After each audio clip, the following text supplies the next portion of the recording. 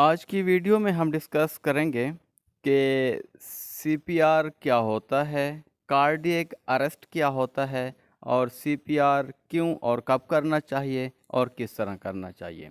सबको सीपीआर आना चाहिए। स्कूल टीचर की अचानक मौत की वीडियो वायरल हुई। हर बार दिल ये सोच रहा था कि अगर आसपास मौजूद लोगों में से किसी ने भी बर वक्त कोशिश की होती तो शायद वो टीचर बच जाते। वो सिर्फ बैठे देखते रहे और दिल बंद हो गया। तो क्या हुआ उसको, क्या होता है ये कार्डियक अरेस्ट? ये दिल की वो हालत होती है जब दिल अचानक धड़कना बंद कर देता है।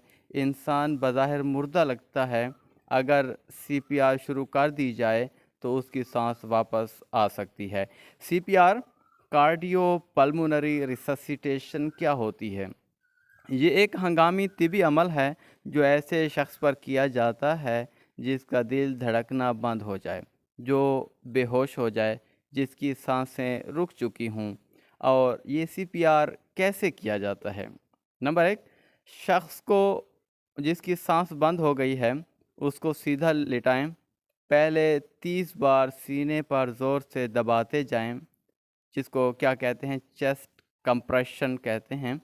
फिर 2 बार मुंह में सांस दें, जिसको रेस्क्यू ब्रीथ कहते हैं।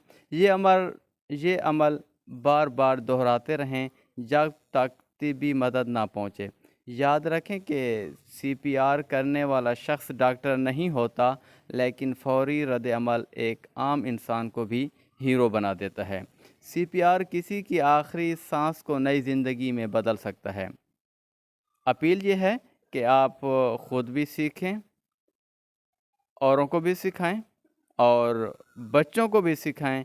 ये सिर्फ 5 मिनट का अमल है जिससे आप किसी की जान को बचा सकते हैं। Thank you. अल्लाह हाफिज़।